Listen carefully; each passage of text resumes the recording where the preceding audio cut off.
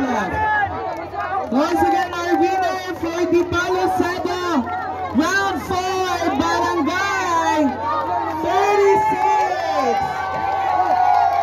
Requesting all the winners for the final rounds at the Palo Sedo.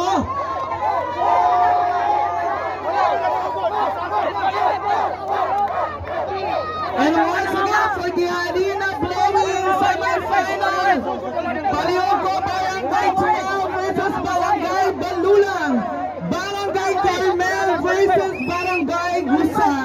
Please proceed sa Barangay Carmel versus Barangay Gusa for the arena blowing.